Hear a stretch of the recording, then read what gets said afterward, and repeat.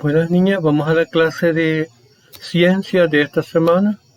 El contenido son tipos de suelo, rocas y su utilización en la comunidad. El suelo es la parte de la tierra donde crecen las plantas y viven muchos animales. El suelo deforma cuando las rocas se quiebran y desintegran por la acción del viento, la lluvia y el calor y el frío, hasta convertirse en arena o arcilla. Sobre estas capas primarias se forma otra llamada humus, formada por la descomposición de restos de plantas y animales. La descomposición de especies vegetales y animales por acción de los hongos y bacterias forman el humus, que es vital para el crecimiento de las plantas. El suelo está formado por capas, cada una constituida por diferentes materiales. En la capa superior es posible encontrar arena fina, arcilla y humus. En la capa intermedia contiene grava y arena gruesa. En la capa inferior hay rocas de mayor tamaño. Según su textura, el suelo se clasifica en: hay suelos rocosos que son duros e impermeables, se encuentran en las montañas. Suelo franco, textura apta para el cultivo, es de grano suelto y abundante humus. Suelo arenoso, textura gruesa con predominio de arena, no retiene el agua y posee muy poca materia orgánica o humus. Tenemos el suelo arcilloso, formado por granos finos de color amarillento a rojizo, retiene el agua formando charcos. El suelo limoso es un suelo estéril, filtra el agua pero se satura con rapidez. Suelo franco arenoso, suelo que tiene arena, limo y arcilla, retiene el agua. Veamos los tipos de rocas. Se le llama roca a cualquier material constituido por uno o varios minerales. Algunas de ellas están compuestas por un solo mineral, por ejemplo el mármol y los diamantes, en tanto que otras están formadas hasta por 3 minerales, por ejemplo el granito. Las rocas pueden clasificarse por su color o el tipo de mineral que contienen. Las piedras que contienen hierro son de color rojo y las que poseen cobre son verdosas. Las rocas por su origen pueden ser ígneas, son de origen volcánico. Sedimentarias, son las que se forman cuando se agrupan pequeñas partículas. Metamórficas, formadas en el interior de la tierra por fricción y altas presiones. Veamos algunas actividades de este contenido. Me van a contestar las siguientes preguntas. ¿Qué tipo de suelo hay en los siguientes lugares? En el desierto, en el jardín, en la montaña. Investiga y escribe el tipo de uso que se le da al mármol. El segundo contenido dice componentes bióticos y abióticos de un ecosistema. Un ecosistema está compuesto por 2 componentes, los bióticos y los abióticos. Los componentes bióticos son los organismos como las plantas, los animales, bacterias y hongos.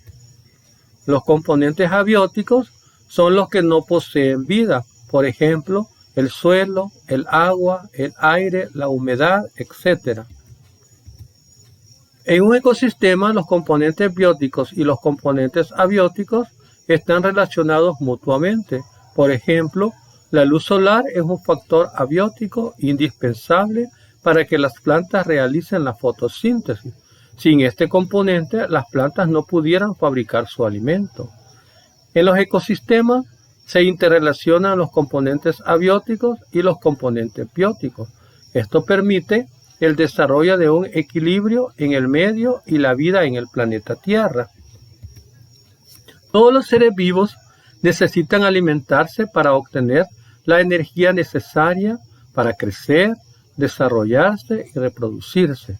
De acuerdo a la forma en que se alimentan los seres vivos, estos se dividen en productores. Todas las plantas utilizan la luz del sol, el agua, el aire y los minerales de la tierra para elaborar su propio alimento. Los consumidores son organismos que obtienen su alimento del medio que los rodea. Se dividen en dos grandes grupos. Los herbívoros, que son los animales que se alimentan de las plantas. Los carnívoros, que son animales que se comen a otros animales. Los descomponedores son los hongos y bacterias que se encargan de descomponer los desechos y cuerpos de los animales muertos y los restos vegetales. Veamos ahora los tipos de ecosistemas. Un ecosistema es un conjunto de seres vivos que habitan en un lugar determinado, estableciendo relaciones entre ellos e interactuando con el entorno físico. Por ejemplo, en un bosque, bacterias, hongos, plantas y animales se relacionan entre sí y ven influenciado su desarrollo por la luz solar, la lluvia, el suelo, etc. Los ecosistemas se dividen en terrestres y acuáticos. Estos últimos pueden ser de agua dulce o marinos y se distribuyen a lo largo y ancho del planeta.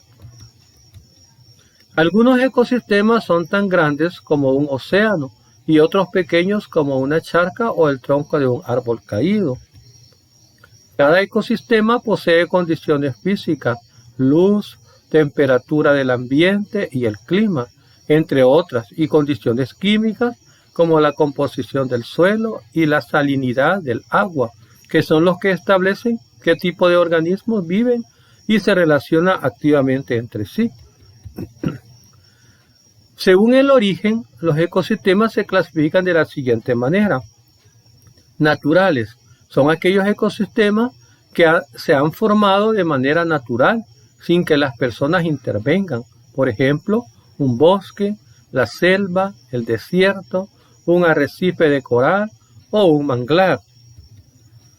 Los artificiales generalmente son terrenos que el ser humano transforma en bosques o lagos, artificiales para su propia convivencia. Para ello siembran árboles y arbustos de otras regiones e introducen algún tipo de animales específicos. Algunos ejemplos son un cafetal, un pastizal o un lago o laguna artificial. Tenemos los humanos, son sitios en los que las personas trabajan o se divierten, por ello los modifican para sentirse más confortables. Por ejemplo, las urbanizaciones, los parques, los centros comerciales y los parques acuáticos.